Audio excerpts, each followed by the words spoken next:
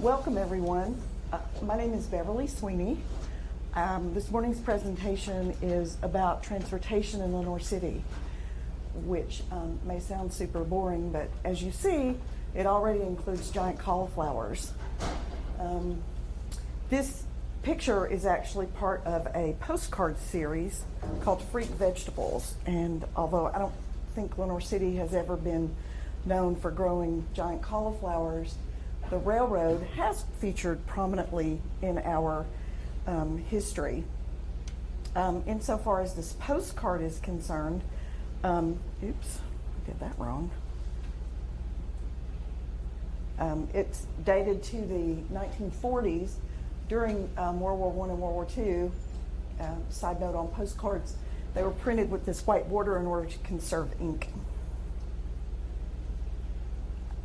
This is a picture of Lenoir City. The white section is Lenoir City. As you can see, the city limits extend out 321 in kind of a snake fashion. And you can also see, more importantly, the rivers that sort of bifurcate our county. The Tennessee River, up at the top is the Clinch River, and then down here at the very bottom is the Little Tennessee River. And those rivers have made this area of East Tennessee an important transportation hub for ever. Prior to 1700 in this area, travel would have been primarily by foot or by dugout canoe. This dugout canoe, which is on display at McClone Museum, is from the Eldridge Farm here in Loudoun County. And I'm told that the church across the street is on part of the Eldridge Farm. This canoe was found on further back away from Highway Old 95, but that's its genesis. The 1700s brought, this picture shows a horse and carriage. This is a photograph, so of course it's not from the 1700s, but it's, I think, of interest because it actually shows the high school, the old high school in downtown Lenoir City. The horse and carriage is kind of ready to travel. And the 1700s and 1800s brought European settlers into this area with their horses and buggies.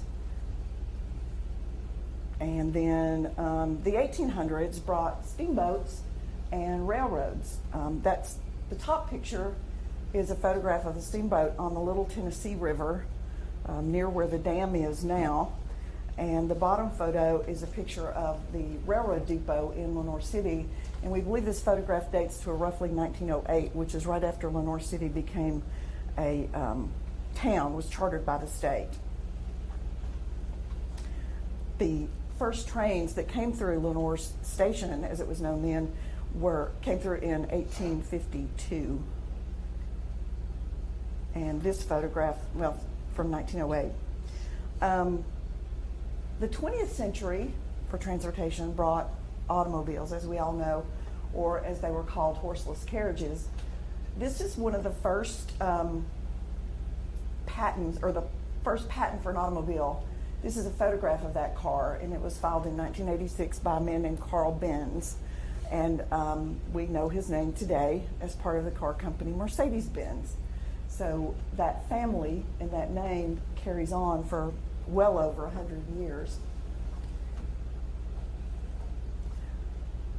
Lenoir City didn't take very long to get into the boom with automobiles. This picture is a picture of Gormley Livery Stable. It became the first automobile dealership in Loudoun County. Mr. Gormley sold Fords, and he sold the first Ford there in 1911. The building looks a little bit different now, but it does actually still stand. It is on B Street in Lenoir City, across the street from the Memorial Building. And it was Hawkins Mortuary, and now I think it's a series of small shops are in that building, but it does still stand. It looks different, but it still stands. In 1913, as you see from the date on the building, the Gormleys built a new building. This photograph was taken from Kingston Street. If you're familiar with Kingston Street, it goes straight down that hill into Lenoir City, and this is on Kingston Street looking directly across Broadway at what was then, or what later became Easter Purdy Ford. The Gormleys sold the location to Gillis Purdy and Cotton Easter in 1954. If you look real closely at these signs, you'll see that from that hill coming down Kingston Street, drivers are directed to continue to the left, to continue on Highway 95, and also to go to Knoxville. And they're directed to turn right to go to Loudon and Chattanooga on Highway 11.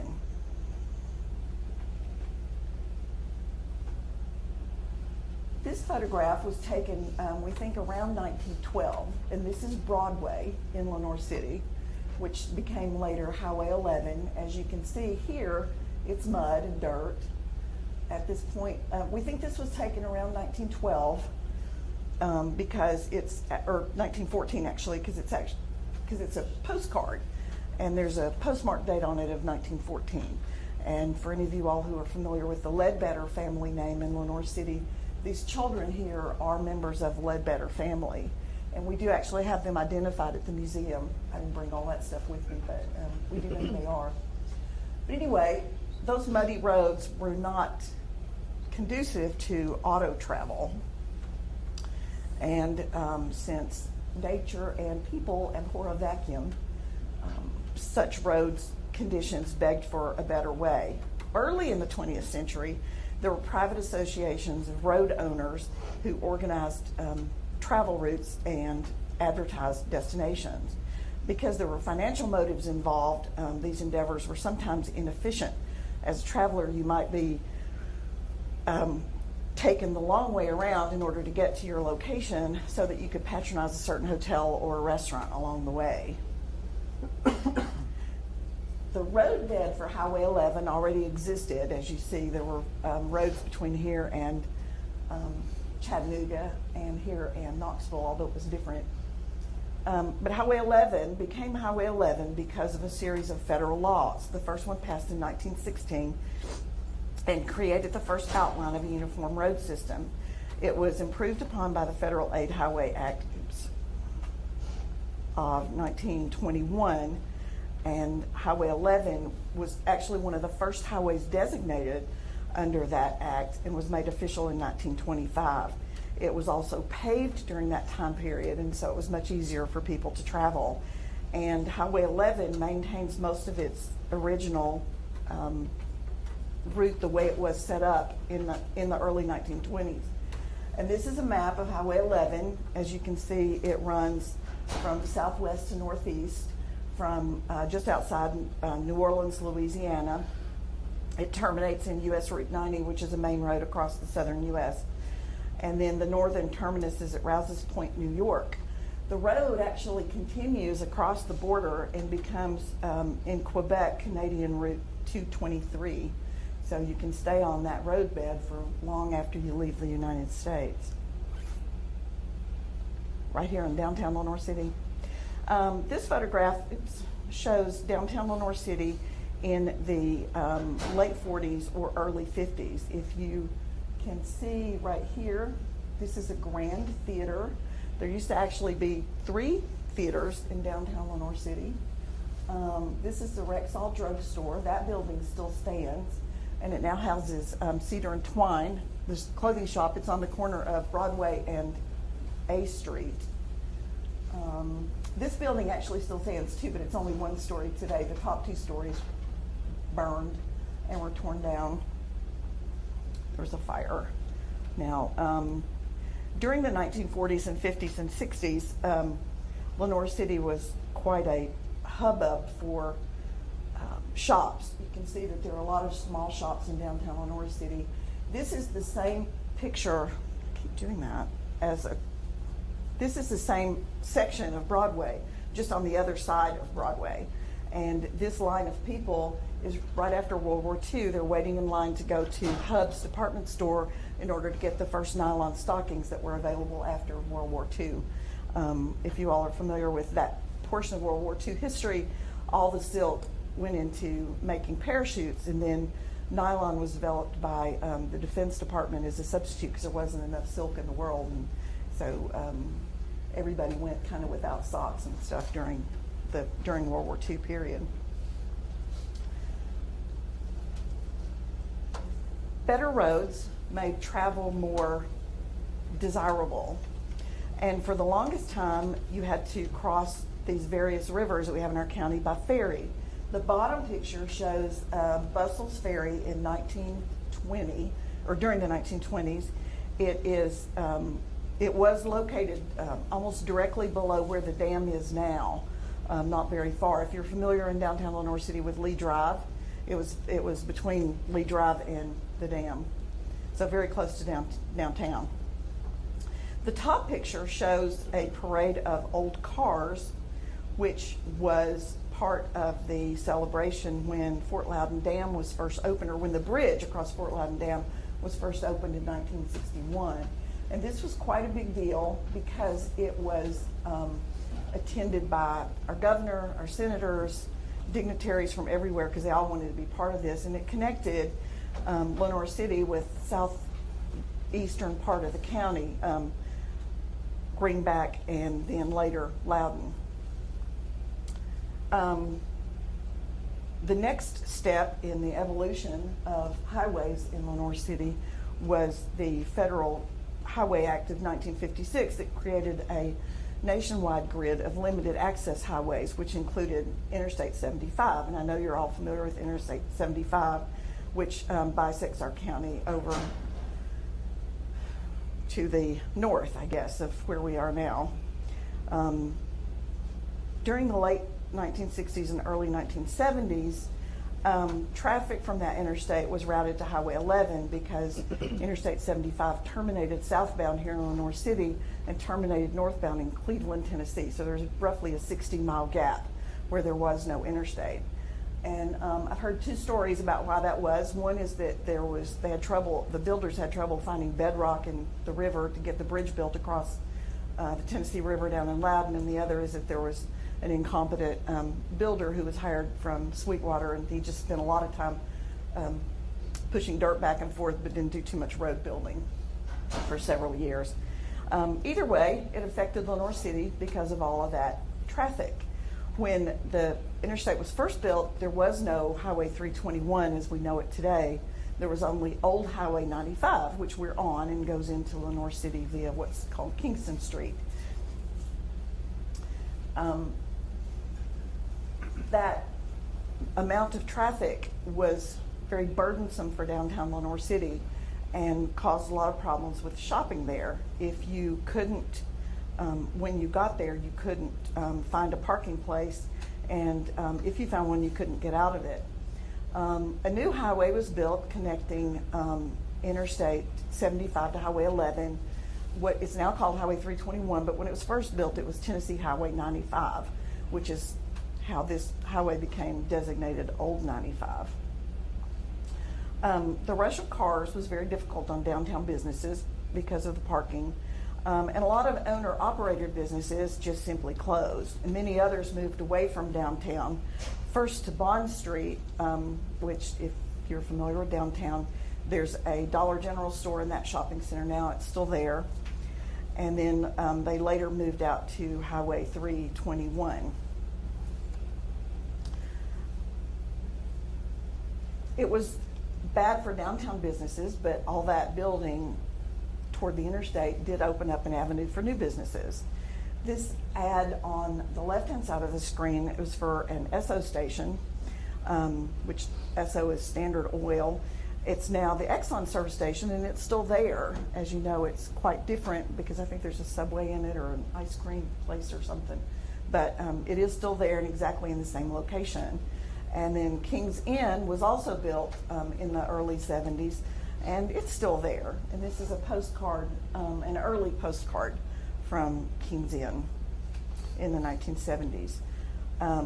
And if you look at a lot of the high school annuals from that time period, you'll see that there are a lot of ads that say visit our new location on the new highway, visit our new location. So a lot of businesses were moving from downtown to out on the highway. I work sometimes at the visitor center on Highway 321, and a man asked me one time why Lenoir City had so much more development than Loudon, because Highway 321 and Highway 72 in Loudon, the topography is much the same, but it's because that highway ended there. And then the other reason is because it is 321, it goes, if you stay on it long enough, it goes directly into the Great Smoky Mountains. So that kind of makes Lenoir City, again, a transportation hub for a couple of different reasons. As we go forward, Lenoir City still has a lot of transportation advantages because we do have that main highway of 11. And when you go downtown Lenoir City, you see a lot of big trucks because they come from Alcoa and go to Staley's and Viscase and Lyle and Tate down in Loudon with those big aluminum shipments because they do packaging down there at those various plants.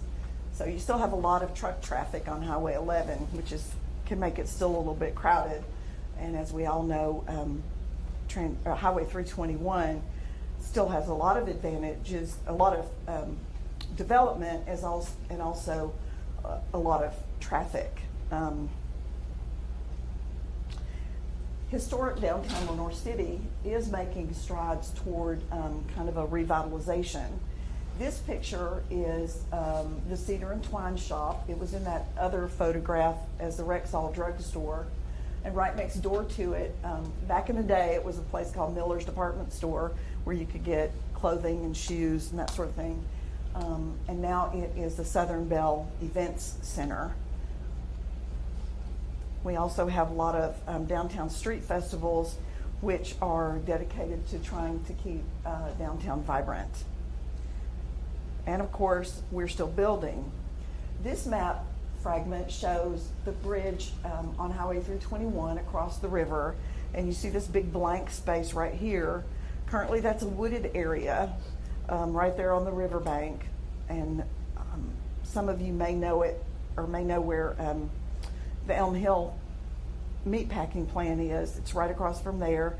And I mentioned Lee Drive earlier, it's right over here. And Bustle Ferry would have been, I don't know, somewhere along in here when it was a going concern. But when that bridge was built, TVA started discussions with Lenoir City and county officials, and they're still in the public comment section to create a campground here because of, or in order to accommodate what I'll call luxury camping. This wouldn't be tent camping and sleeping bag camping. It would be more campers, motorhomes, and that sort of thing. But people could come here to take day trips to the Smoky Mountains or to the Lost Sea in Sweetwater, or even down to the aquarium in Chattanooga, or up to Pigeon Forge and Gatlinburg and that sort of thing. That's the hope anyway, about getting people to come here. And of course we have sites here in Loudoun County to see as well. And so all this building continues in Lenoir City because that's how we roll.